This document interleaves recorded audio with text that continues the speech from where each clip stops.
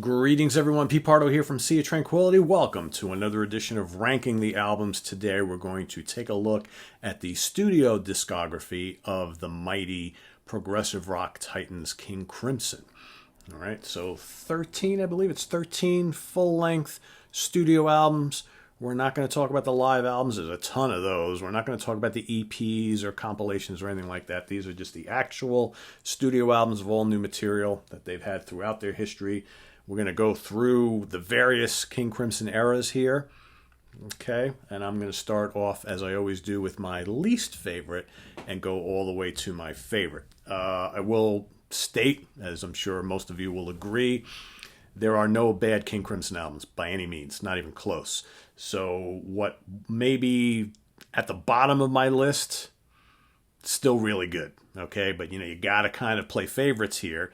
So I've had to rank these based on, how much of an emotional attachment I have to them. So some of the older ones, pretty damn special. Some of the more recent ones, damn good, love them, but they don't, not quite anyway, not quite up to par with some of those other, but they're all great. They all have really good stuff on them. So again, I'm going to start off from the bottom.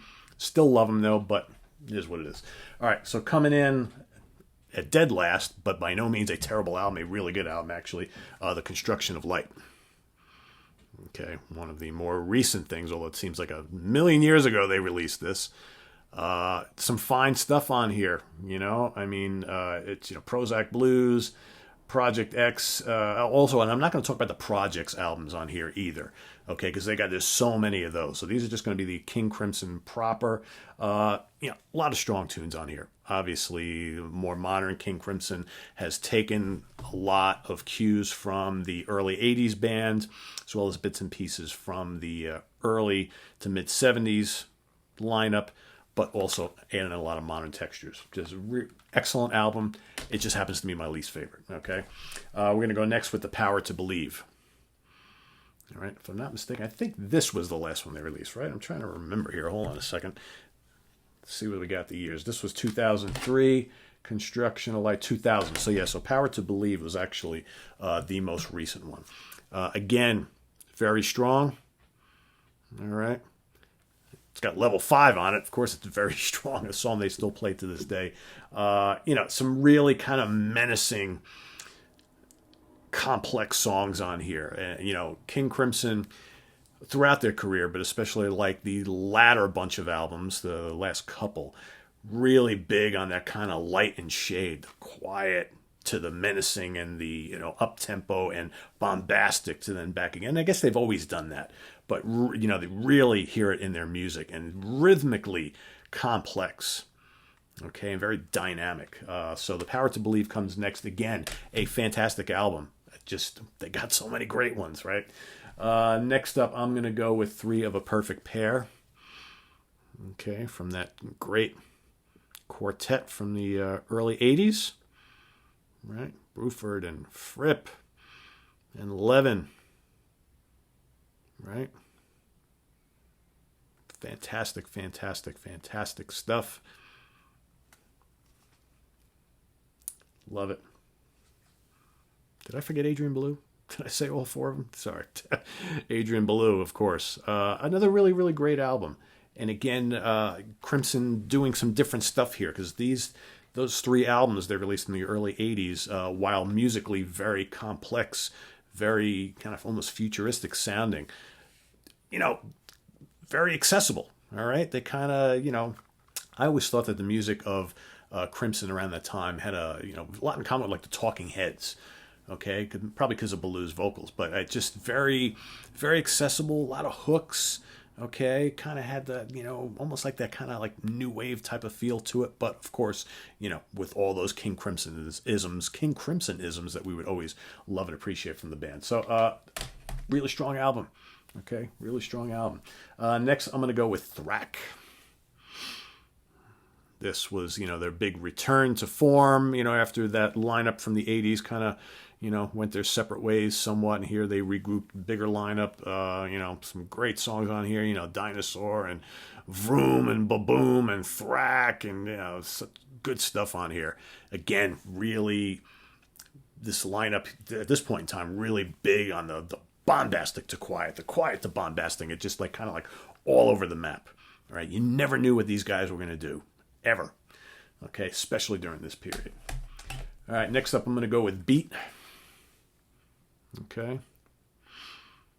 You know, these 3 albums that they released early 80s, early mid 80s, you know, a trio.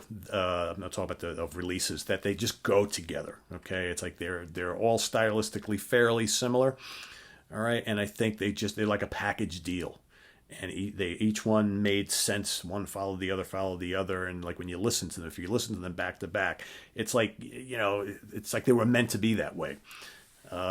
It's you know, kind of cool how it's similar experience when you get like some of those the Wetton era albums. Okay, it's almost like you have to take them all as a package deal together because they're stylistically not that much different from each other, and they go hand in hand, right? Same thing with these early 80s albums. All right, next I'm gonna go with Islands. You know, this is one of those albums that took me a really long time to appreciate. I remember, like, I used to think Islands and Lizard too, for that matter, were both kind of the oddities in the King Crimson catalog. And over the last bunch of years, you know, since I've been able to see them live a couple times, again in recent years, where the band has been playing lots of material from these 2 albums, I've really grown to appreciate them. They are different. You know, it's not quite as kind of focused as those early albums, you know, the first 2. And they're not quite as dark and menacing and complex and almost heavy as the Wetton era. But both Lizard and Islands just have this kind of real, like, hard to explain, you know, a little jazzy. It's very atmospheric and thoughtful melodies, and you know, but you still have like all the mellotrons and, you know, the little bursts of guitar from Fripp. But I've always kind of, you know, had a hard time with this one, but not anymore. It's really grown on me a lot in recent years. I mean, I love the title track. Formentera Lady is just magical track. A Sailor's Tale is unbelievable. You know, Ladies of the Road, you know, the Letters. It's just it's just a really cool album that, again, I just have really grown to love over the years. All right. Next up, I'm going to go The Mighty Lizard. Again, another one of those albums that didn't really get early on. If you would have asked me like 10, 15 years ago, 20 years ago, I would have ranked both of these way, way down.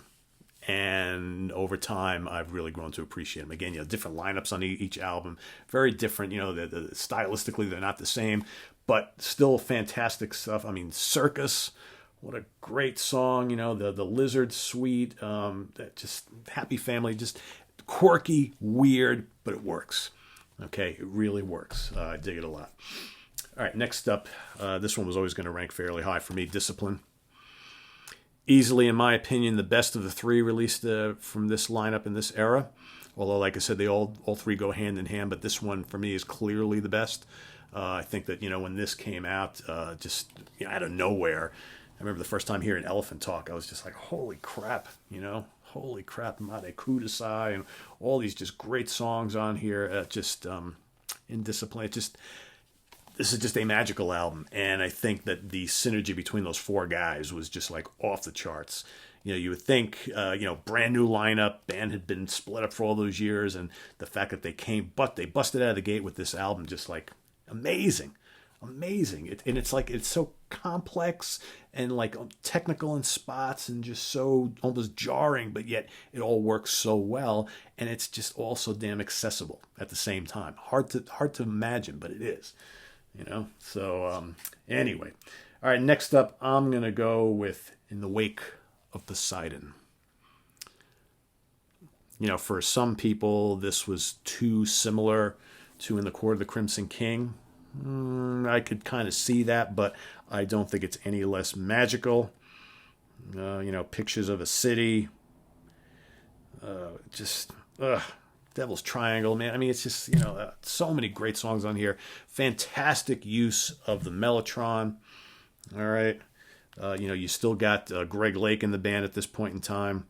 All right, but they got the jazzy cat food, the title track in the Wake Up to Sidon, Cadence and Cascade.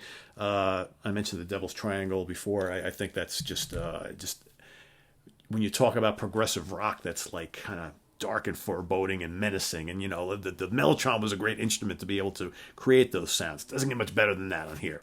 So that's why this has a very special place in my heart, because I think this album may not be as immediate as in the core of the Crimson King, but it's like you listen to it, it's just like, oh, it's so like heavy, but not like heavy metal heavy, just like kind of the sounds on it are just like they just overwhelm you, right? I love it. Love it, love it. All right, my top four, there ain't nothing much separating any of them, all right? And I think that if we do this exercise a month from now or 2 months from now or next week even, my top four might change ever so slightly, because I love all these four almost equally. It's kind of like when we were doing the Doors show yesterday. There's really not much separating any of those albums. That's really how I feel about these top four. They're just that good. I'm going to go with coming in number four. I'm going to go Starless, Bible Black. A tremendous album. Great Deceiver. One of my favorite songs by this band. The Night Watch, of course. Fracture, for crying out loud. The Mincer, the title track. It's just Lament. Great album. Again, and my favorite lineup of the band. Come on. Bruford, Wetton, Fripp, Cross. That's incredible. Throw Jamie Muir in here. And my next up, number three, Lark's Tongues and Aspic. A savage album. Savage, I tell you. You got the bookend title tracks, parts 1 and part 2. You got the Book of Saturday, Exiles, Easy Money, Talking Drum. I mean, come on, man. There are times, and I think, when I did my King Crimson Top 10 Song Show, I'm pretty sure I mentioned on that this might be my favorite King Crimson album. So here we are, a bunch of months later, and I'm like, maybe not today, it's not. So, but I absolutely love this album. And there have been many times during my life where I have proclaimed this is my favorite King Crimson album. My number two for today, anyway, I'm going to go with In the Core of the Crimson King. Ask me tomorrow, it might be my favorite. Ask me next week, it might be my number three. Like, these top, like, 3 or 4, just interchangeable, all right? 21st Century Schizoid, man, amazing. Epitaph is my favorite King Crimson song of all time. Epitaph just absolutely slays me every time I hear it. For me, probably the one song in the history of recorded music that literally almost brings me to tears every time I hear it. It's just so emotionally, like, pulverizing. I love Greg's vocals in the song. The mellotron is just absolutely perfect. It's just such a searing, emotionally draining track. I just absolutely love it. I love it, love it, love it. Of course, In the Court of the Crimson King, the title track is just amazing. I Talk to the Wind, gorgeous. Moonchild. Again, if you love mellotron, this is one of the albums to get, as are most of these King Crimson albums. Just so, like, dramatic and powerful. How King Crimson, I mean, I get how they weren't like one of the bigger bands ever, because their music is just, most of their music is just not very accessible for mainstream music fans. But as far as like the art, the creativity that went into all these albums, regardless of the lineup, is just absolutely incredible. Matched by very few bands in the history of rock music. I'm going to go today with my number one being Red. Kind of gave it away with the shirt. Didn't even realize that. But I mean, yeah, this is this has always been one of my favorite King Crimson albums, whether it's number 1, 2, 3, or 4. But it's absolute perfection. The title track is great. Fallen Angel, right? You got the incredible Starless. Starless, probably next to Epitaph, Starless is that next best emotionally draining, emotionally crushing track. Starless is just killer. John Wetton, kind of amazing when you think about it that this band has had 2 of the best progressive rock vocalists of that era in the band at 2 separate times. Greg Lake and John Wetton. Does it get much better than that? I mean, seriously, it doesn't. And what's really sad is we lost them both like right around the same time. It's crazy. What else? Providence, One More Red Nightmare, just killer stuff top to bottom.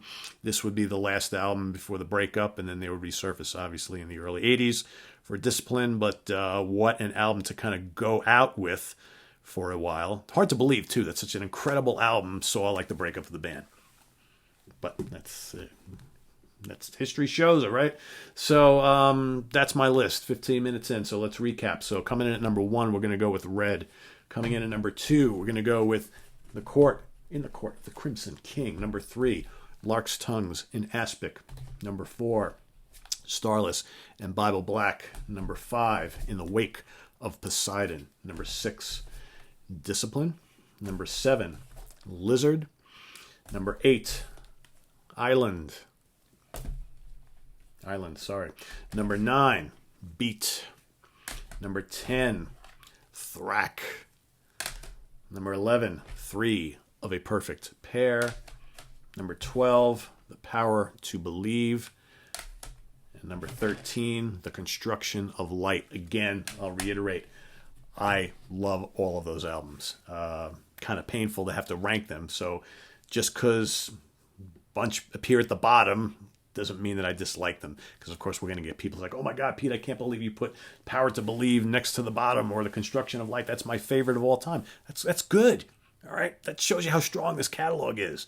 All right? And we're all going to hear these differently. We're all going to have different emotional attachments to them. That's the good thing. That's the great thing about music and about albums, right? As we all can interpret and enjoy them differently. That's what makes us music lovers, okay? That's a good thing, all right? It's perfectly fine that Red is my favorite, just like it might be perfectly fine that Discipline might be your favorite, okay? Or Thrack or whatever it might be. That's the joy of this, and that's why we need to get the discussion going, okay? And everybody tell me what your favorite King Crimsons are or what your least favorite are. Let's talk about them. Why we love these so much, okay? Why we love these so much. So that's it. Is there anything else I wanted to cover? I don't think so. And if you have, and by the way, a lot of these, what I showed you today are the recent remasters, remixes, and reissues. Stephen Wilson worked on a lot of these. They're all fantastic, by the way. Most of them have bonus DVDs with either live footage or additional remixes that you can play on your home theater system and all that kind of stuff. I'd highly recommend them if you don't have them. Fantastic. In fact, a good chunk of these, I think everything up to Discipline I have in those deluxe reissue versions. Probably should get the others too, because I think they're all out, by the way. But fantastic if you don't have them. So anyway, let's get the discussion going about King Crimson and their studio discography, what you love, what you don't, how you rank them. Or maybe don't rank them. I know some people are like, I love them too much, I can't rank them at all. That's great. But talk about the band, talk about the albums, all right? So visit us on the web at www.seaoftranquility.org. We're on Facebook, we're on Twitter. Of course, we're here on the mighty YouTube all the damn time, all right? So tomorrow, I'm committed to doing it tomorrow. We are going to do tomorrow, ranking the studio albums for Jethro Tull. That is going to happen tomorrow morning. So don't miss it, all right? I know some of you have been looking forward to it. I'm looking forward to kind of putting my list together. I haven't tackled it yet, but I will be doing that first thing in the morning. I think I already have it kind of laid out in my head. So it should be fun. All right. So we'll see you then, guys. Take care. Bye-bye.